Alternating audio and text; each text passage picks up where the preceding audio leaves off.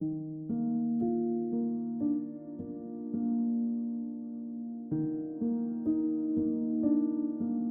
in the heart of the lush, green jungle, where the trees stretched high into the sky and vines dangled like jungle ropes, lived a gentle sloth named Sage. Sage loved the peacefulness of the jungle, listening to the birds chirp and feeling the warm sun on his fur as he lazily hung from his favorite tree. One bright morning, Sage spotted the biggest, juiciest mango he had ever seen hanging from a low branch. His mouth watered just thinking about how sweet and delicious it would be. Slowly, carefully, he began his journey down the tree, reaching one long arm toward the golden fruit. Just as his claws were about to grasp it, whoosh! A little monkey named Matt swung by and snatched the mango right out of Sage's grasp. "Hey, that was mine," Sage said in his slow, gentle voice. Matt grinned, holding the mango close. "Oops, I didn't see you there, Sage, but since I have it now, I guess I'll just eat it," he said with a cheeky giggle before scampering up another tree. Sage watched as Matt happily munched on the mango, feeling a small pang of disappointment in his chest. He had been so excited for that mango. A tiny bit of anger started to creep in. It wasn't fair. But instead of holding on to that grumpy feeling, Sage took a deep, calming breath. He thought about how much he liked Matt, even though he could be a little mischievous. Would staying upset make him feel better? No, but letting it go might. Later that afternoon, as Sage relaxed in his tree, he heard a small voice from below. "Sage?"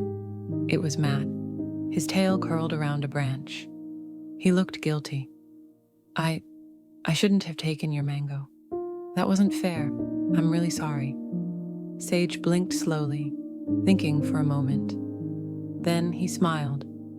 Holding on to bad feelings wouldn't change what happened, but forgiving Matt could make them both feel better. "It's okay, Matt. I forgive you," Sage said kindly. Matt's face lit up. "Really? Really?" Sage said. "Next time, let's share." Matt grinned. "I like that idea. Here, I found an extra mango for you." He handed Sage a plump golden mango, even bigger than the one before. Sage took a bite, the sweet juice dribbling down his chin, and smiled. Forgiving Matt had made his heart feel even warmer than the sunshine through the trees. From that day on, the two friends always shared their fruit and their laughter, knowing that letting go of bad feelings made their friendship even stronger. The end.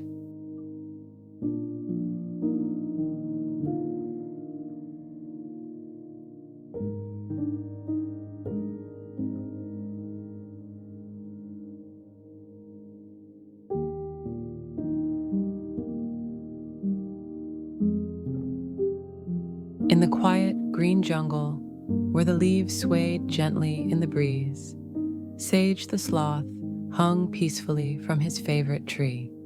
He loved listening to the rustling leaves and the distant chirping of birds. Nothing made him happier than a slow, relaxing day in the jungle. One afternoon, Sage decided to climb down and take a sip from the cool, clear stream nearby. Moving carefully, he reached the ground and shuffled toward the water. But just as he was about to drink, splash! A wave of water splattered all over him. His fur was soaked. Sage blinked in surprise and looked up to see his friend, Matt the monkey, giggling from a low branch. "Oops, sorry, Sage," Matt laughed. "I didn't mean to splash you that much." Sage sighed as the cool water dripped from his fur. He had been so looking forward to a peaceful drink. Now he was cold and wet. A little bit of frustration bubbled inside him. Matt saw Sage's frown and stopped giggling. "Oh, I didn't mean to upset you. Are you mad?" he asked, his ears drooping. Sage took a deep breath. He remembered how good it had felt the last time he forgave Matt. Holding on to anger wouldn't make him dry again, but letting it go would make him feel lighter. "No, Matt," Sage said with a small smile.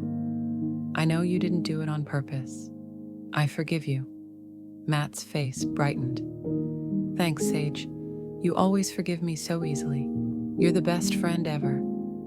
Just then, a warm gust of wind passed through the jungle, and the sun peeked through the clouds. The warm rays dried Sage's fur, making him feel cozy again.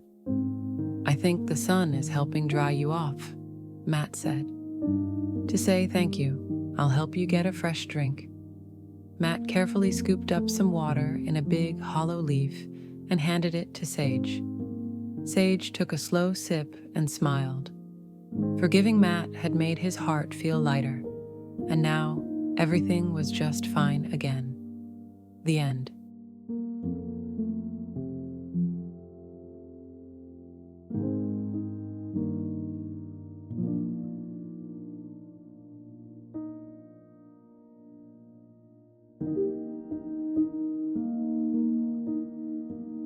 Sage the Sloth was having a wonderful day in the jungle.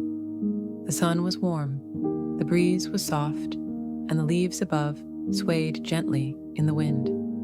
Today, he had spent a long time gathering the juiciest, ripest jungle berries he could find. Slowly and carefully, Sage had picked each berry one by one and placed them on a big green leaf beside him. The berries were plump and red, their sweet scent filling the air. He was so excited to enjoy his well-earned snack. As Sage reached for his first berry, crash. Out of nowhere, Tilly the toucan swooped down from a branch, flapping her wings wildly. "Oh no, watch out!" she squawked. Before Sage could react, Tilly's wings knocked over the leaf, holding his berries. The bright red fruit tumbled onto the ground, rolling into the dirt and splashing into a nearby puddle. His delicious snack was ruined. Sage froze. His mouth had been watering for those berries. He had spent so much time collecting them, picking only the best ones. And now they were gone. Tilly gasped, her feathers ruffling in worry. Her beak quivered as she looked at the mess. "Oh, Sage, I'm so sorry," she squawked. "I didn't mean to knock them over. It was an accident." Sage's heart pounded. His face felt hot. He wanted to be upset. He wanted to tell Tilly how disappointed he was. He had worked so hard, and now all that effort was wasted. He looked down at the mushy berries and then at Tilly's face. Her eyes were wide with guilt. Sage took a deep breath, then another. It was just an accident. Tilly hadn't meant to knock over his berries. She hadn't done it to be mean. She was his friend, and she felt bad. Sage sighed and gave Tilly a small smile. "It's okay, Tilly," he said finally. "I know you didn't mean to do it." Tilly's wings fluttered in relief. "I feel awful, Sage. Can I help you pick more berries? I know a spot where the biggest, juiciest ones grow." Sage thought for a moment, then nodded. "That sounds great." Together, they slowly made their way to the berry bush. This time, Tilly helped gather twice as many berries as before. And when they were finished, they sat side by side, sharing their snack and laughing together. Sage was so glad he had chosen to forgive. It wasn't always easy to let things go, but it always made his heart feel lighter. The end.